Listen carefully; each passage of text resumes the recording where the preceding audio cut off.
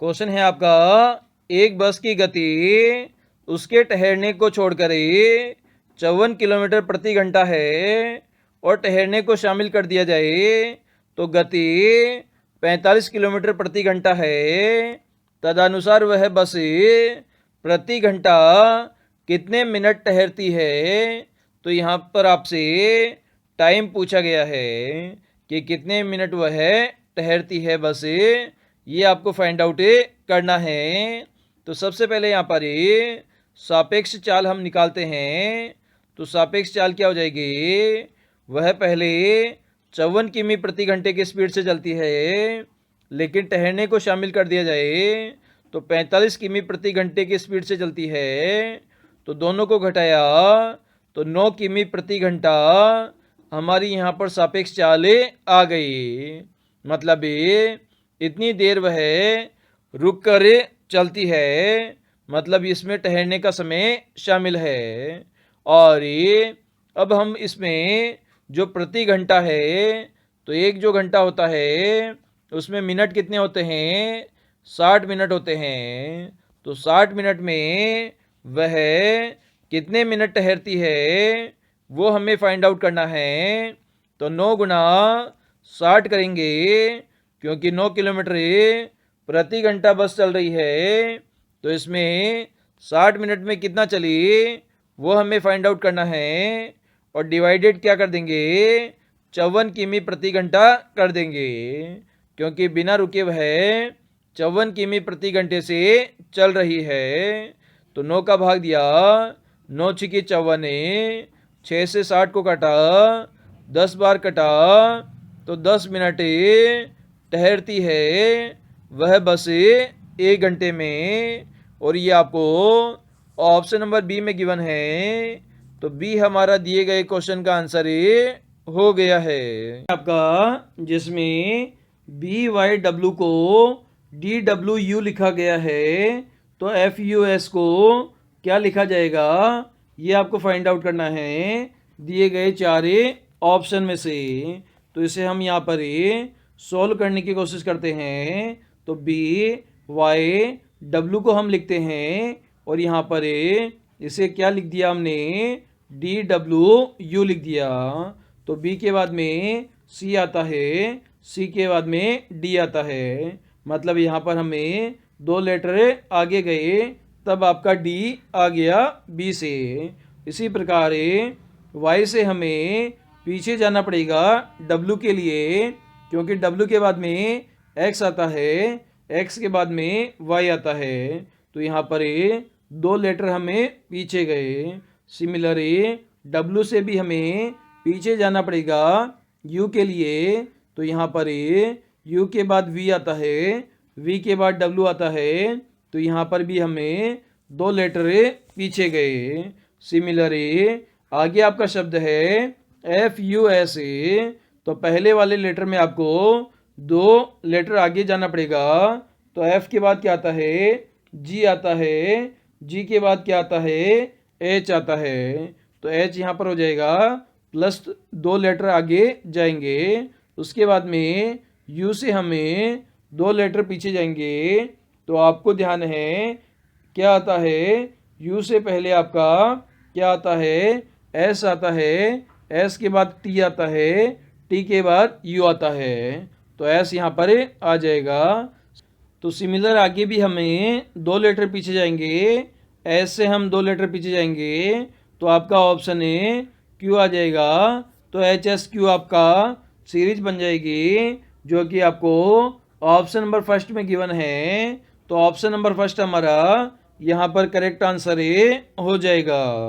Question है आपका, दिए गए फिगर में कितने त्रिभुज है। तो यहाँ पर आपको एक डायग्राम नज़र आ रहा है, जिसमें आपके 4 छोटे छोटे पार्ट में फिगर बने हुए हैं आयत के, इनके अंदर त्रिभुज बने हुए हैं। तो सबका टोटल करके आपको त्रिभुजों की संख्या निकालनी है। तो सबसे पहले हमने फर्स्ट वाला पार्ट लिया, ये आपका सेकंड वाला पार्ट है, ये थर्ड वाला पार्ट है, और ये फोर्थ वाला पार्ट है। तो फर्स्ट पार्ट की हम बात करते हैं। तो कुछ इस प्रकार का आपका फर्स्ट पार्ट है। इसमें हम त्रिभुजों की संख्या देखते हैं तो 1 2 3 4 4 त्रिभुज हमने काउंट किए तो 4 का हम डबल कर देंगे तो 4 दूनी कितना हो जाएगा 8 हो जाएगा। तो इसमें त्रिभुजों की संख्या कितनी हो जाएगी आपकी 8 हो जाएगी। तो इस वाले फिगर से आपके 8 त्रिभुज बने। सिमिलरली इस त्रिभुज से भी 8 त्रिभुज बने, इस फिगर से भी 8 त्रिभुज बने, यहाँ से भी आपके 8 त्रिभुज बने। जब इन दोनों डायग्राम को हमने आपस में यहाँ पर कनेक्ट किया तो यहाँ पर आपके 2 त्रिभुज और एक्स्ट्रा बन गए। तो यहाँ से आपके 2 त्रिभुज बने। इसी प्रकार फिगर नंबर फर्स्ट और सेकंड को कनेक्ट किया तो यहाँ से भी आपके 2 त्रिभुज एक्स्ट्रा बने। तो इन 2 को भी हम काउंट करेंगे। इसी प्रकार डायग्राम नंबर 2 और 3 को मिलने से भी यहाँ पर 2 त्रिभुज एक्स्ट्रा बने। तो यहाँ पर भी 2 लिख देंगे। इसी प्रकार डायग्राम नंबर 4 और 3 को मिलने से भी यहाँ पर 2 त्रिभुज आपके बने। तो 2 त्रिभुज यहाँ पर लिख देंगे। तो 8 त्रिभुज के आपके 4 सेट है। इसी प्रकार 2 त्रिभुज के आपके 4 सेट है। तो 8 चौका कितना हो जाएगा 32 हो जाएगा। 4 दूनी 8 हो जाएगा। तो 32 और 8 कितना हो जाएगा आपका यहाँ पर 40 हो जाएगा। तो यहाँ पर आपके 40 त्रिभुज बन गए। लेकिन यहाँ पर आपने नोटिस किया इन चारों के मिलने से भी यहाँ पर 2 त्रिभुज बनेंगे। आपका ये वाला त्रिभुज बना, इसी प्रकार आपका ये वाला त्रिभुज बना। यहाँ पर 2 त्रिभुज ये बने। इसी प्रकार 2 त्रिभुज आपके उल्टे बनेंगे, ये वाला त्रिभुज और ये वाला त्रिभुज। तो 2 और 2 कितने हो जाएगा 4 त्रिभुज हो जाएगा। तो 44 हमारे टोटल त्रिभुज हो जाएंगे, जो कि हमें ऑप्शन नंबर सी में गिवन है। तो सी हमारा दिए गए क्वेश्चन का आंसर हो जाता है। क्वेश्चन है आपका लुप्त अंक ज्ञात कीजिए। तो इसके लिए आपको यहाँ पर 3 फिगर गिवन है। जो 3rd नंबर आपका फिगर है उसमें आपका बीच वाला अंक मिसिंग है। ये आपको फाइंड आउट करना है दिए गए 4 ऑप्शन में से। तो कैसे करेंगे दोस्तों इसको। तो आपने सभी फिगर में देखा जो बीच वाला अंक है वो आपका बड़ा है बाहर के चारों अंकों से। मतलब आउटसाइड में जो 4 अंक आपको गिवन है इन चारों का प्रयोग करके आपको बीच वाला अंक फाइंड आउट करना है। तो इसके लिए गुणा और जोड़ का हमें अप्लाई करेंगे। तो सबसे पहले हम यहाँ पर क्रॉस मल्टीप्लाई करते हैं। तो 3 को हमने 3 से गुणा किया तो 3 त्रिका 9 हो गया। इसी प्रकार 6 को हमने 5 से गुणा किया तो 6 पंजे कितना हो गया 30 हो गया। आपको प्राप्त कितना करना है 39 आपको प्राप्त करना है। तो अगर 9 में हम 30 जोड़ दें तो 30 और 9 कितना हो जाएगा 39 हो जाएगा। और 39 ही आपको फाइंड आउट करना है। सिमिलर प्रोसीजर हमें सेकंड वाले फिगर में लगाएंगे। तो 4 को हम 4 से गुणा करेंगे तो 4 चौके 16 हो जाएगा।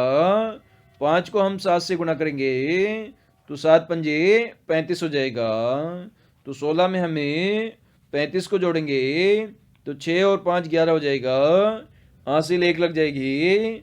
3 और 1 4 4 और 1 5 51 आपका यहाँ पर आ जाएगा, जो कि आपको बीच में गिवन है। सिमिलर यहाँ पर हमें 3 को हम यहाँ पर 4 से गुणा करेंगे तो 3 चौके 12 हो जाएगा। इसी प्रकार 5 को हमें 5 से गुणा करेंगे तो 5 25 हो जाएगा। तो 12 में हमें 25 को जोड़ेंगे तो 5 और 2 7 हो जाएगा। हासिल नहीं लगेगी। 2 और 1 कितना हो जाएगा 3 हो जाएगा।